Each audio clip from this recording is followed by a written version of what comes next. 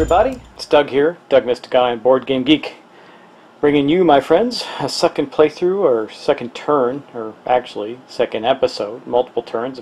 This will be, I think, turn 3, really, of Arcadia Quest using the Beyond the Graves expansion book, or Beyond the Grave, rather, expansion book. And yeah, it's pretty cool, all as well. Going on to the second turn with the blue team. Just want to point out, I think somebody was thinking that these were upside down backwards and they're supposed to be like that. They are not. This is an open area between them. That's why these are open. So when I open the doors here, I flip them the correct way. That's closed, right? And then you open them. But these are already open spaces in there. They're not meant to be closed off or doors in this particular scenario. So just want to point that out. Also, I think I missed a couple of minor things last turn, nothing worth chasing down. But let's get started right away. Now, we do know that we have a couple of things used in our characters already, so unless we want to rest, we're going to have to use the characters that are existing. So I think in this case we are going to start with Maya, who is in this room right here. She's the blue team wizard, so she's going to go 1. Remember, she gets 3 actions. 2, she's going to step out there and she's going to cast a Nova Bolt at the zombie that's right there. So let's go to the bowl and do that. Now she is a 2-way, but still that zombie could move into the space, and we'll get into some movement issues, but that zombie can certainly move here and attack her.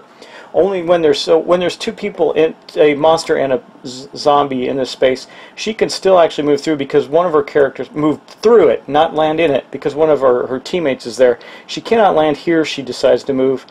And if it was an opposing character like this guy, he can't move through there because that's an opposing enemy. Just to give you some pointers on the gameplay. Okay, anyway, she steps out there and throws a Nova Bolt, which does 2 ranged dice.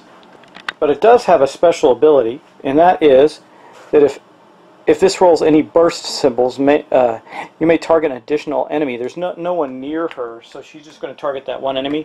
Anyway, she's going to roll some dice here. Hopefully she gets some archery symbols and kills the zombie. She got 1, so that's not enough. Man, these guys are not quite getting that zombie killed. So she exhausted her Nova Bolt, and now the zombie gets to return the favor. Okay, so the zombie here is going to move right up into this space, and as you can see that the zombie also has an attack dice of 2. So the zombie is going to attack Maya. Maya's not in bad shape. She's only got a defense of 1, so she could take some damage here, but not likely to kill her. Unless, of course, the zombie gets a bunch of burst symbols, right? Anyway, let's roll our dice.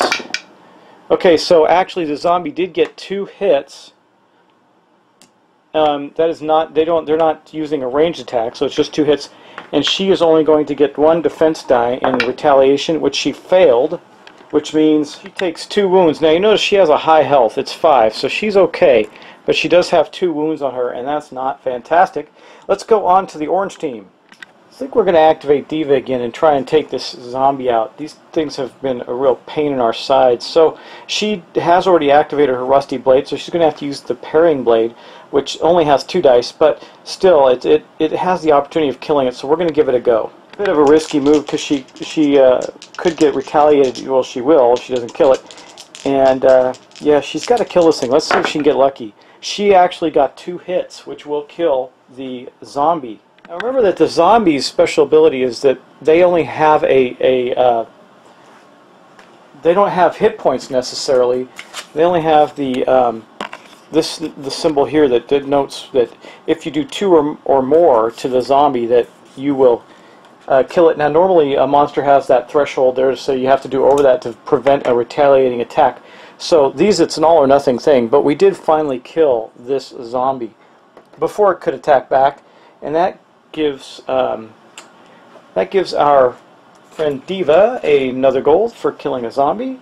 So she has now got a gold on to the orange team, finally. The team has all but used up their resources, so we are going to rest the blue team. Okay, so what does that do for us? Well, it allows us to remove all of these refresh tokens from their items. And that is their entire turn, though. Now, unfortunately, you don't get to heal the wounds. Like, you have to heal the wounds through the source of items, or if they die and come back, their wounds are healed. But they're going to carry those wounds on them until they perish, or find some item that might help them heal. That basically ends the blue player's turn. The orange players still have something they can do, so they're going to have Wisp go. Now Wisp is going to go 1, 2, and 3, and then he's going to use his sling to shoot back at this zombie, the way over here, the skeletons. Fumbling my words today. Skelemone. Okay, and we're going to use this item. This is a 2-attack ranged weapon with the slingshot that Wisp has. Now remember, Wisp can pass through or move along creatures without causing a guard reaction, which means standing next to the slasher zombie, if he decides to move out of space, he's not going to cause a reaction. But attacking sure will, so we're going to attack the Skelebone. Now, he moved out of the reach of the Skelebone. The Skelebone can't get to him. It's only got a movement of 1. But we're going to roll these dice, and hopefully we get some archery symbols. We got none, so we have exhausted that one. That is his slingshot, and that's going to end the orange player's turn. So we're going to go back to the blue player now, who has all 3 heroes in good shape. And I think what we're going to do here is we are going. See, we're kind of locked up in here. We got to clear this zombie out. It wouldn't hurt to get rid of this slasher right here. So I think that what's going to happen first is that Victor is going to try and kill the zombie again with his sickle. Now I missed something last time. The sickle gets a reroll. I've got to remember that in case he misses. That could be critically important. Okay, here's his dice. He's got 2 dice with the sickle. He hit once. This archery symbol, though, he does get one reroll, so he's going to reroll that. And he got 2 hits on the zombie, which will kill it, and also meets its requirement to make sure it does not attack back. So Victor managed to slay this zombie. He didn't move. He just attacked. So let's see. He slayed the zombie, which also then gives him another coin. And I've got my plastic and cardboard coins mixed up because you usually end up needing a bunch, especially if you've got a 4-player game going. This also exhausts Victor's sickle, but now he does get to move. Now, I was originally thinking that I could move him to this portal, but you know what we're going to do? We're going to pop right over here. We're going to flip these up.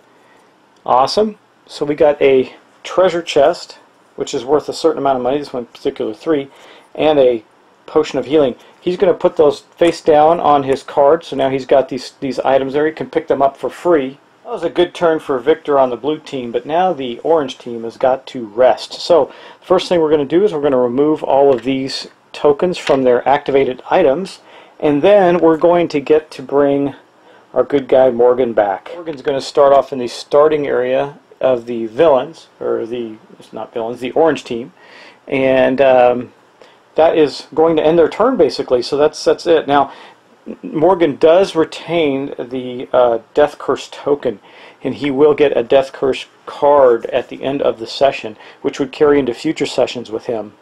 Yeah, so that could be bad. And also, the last thing I forgot to do was put the zombie from the last turn on the space here. When that space fills out, they're going to come back on the board. So that is the end of that turn, and I think we'll just end it right there, guys. I mean, a nice short session. I guess I could do 2 more turns. They do go awfully quick. But yeah, let's do 2 more turns, and then we'll end it for tonight. So the blue player, we got the King of Thieves here. Now, I thought he could escape, so he can't. So what he's going to do is he's going to turn and, without moving yet, zap that guy with his Nova Bolt, which does 2 dice. Hopefully he'll kill it. So here's his 2 dice. He needs archery symbols, remember, or burst symbols, one or the other. Okay, we got 1 archery symbol. He does not get a reroll. That does actually damage the slasher zombie, who has, well, how many? Oh, they're the same way, the axe flinger zombies. They're the same way. So it hit him. It didn't do any damage. Well, it did damage, but it didn't go over his overkill threshold, so it doesn't do anything. He heals it immediately back. And then the axe flinging zombie gets to attack back with 2 dice. So here's the retaliatory attack. Again, he's looking for bow symbols because he's flinging the axe, not swinging it. He gets 2 swords and misses entirely. Not a bad way to go. Nothing is a wash on their turn. And now I have to exhaust the King of Thieves slingshot there and move to the orange team, who I think we're going to have, yeah, I think we're going to have Diva go. Diva has a couple of options here. What we're going to, here, let me go to the board. Diva is going to take 1 step forward and attack this Skelebone. She's going to go heads up with the Skelebone. Now she does have her Rusty Blade available to her, which gives her 3 dice. Okay, here's her 3 dice. Her orange guild die, and then the two. Again, there's no difference between these. These just came with the Kickstarter. So anyway, wow, she totally whiffed that. Look at that. 3 bows. Those doing her no good. So she missed entirely, causing a reaction by the Skelebone, which will attack back with 3 dice as well. So we're going to take 3 attack dice and attack back on our good old Diva. Now she's got the parrying dagger. She's got quite a high defense, so she's probably not going to take too much damage. But she did take 2 hits from the Skelebones, and now she's got to roll defense dice. Now she normally has 4, but she also has the parrying blade, so she gets 5. So she got 5 dice to roll. Let's see if she can defend herself. She got 1, and she got a burst, so basically she did defend herself, and another burst, and another burst, and another burst. And so she blocked like 5 points of damage when she only needed to block 2. So she successfully blocked the damage from the Skelebone, but this does exhaust her rusty blade. So, okay, now guys, we're going to wrap up this game session. We are definitely trying to get to the quests, but we had to clear some monsters out before we can get there. The person that's probably closest to getting anywhere is Victor, who can step through the portal to try and get one of the icons for the weapons cache. And secure the weapons cache. There are 4 of those on the board. Each team can only get 1. Yeah, they seem to be doing better than the orange guys. Are having a problem getting out of their corner and into a space where they could do something. So anyway, that's going to end it for tonight. Thanks for watching, and I'll talk to you soon.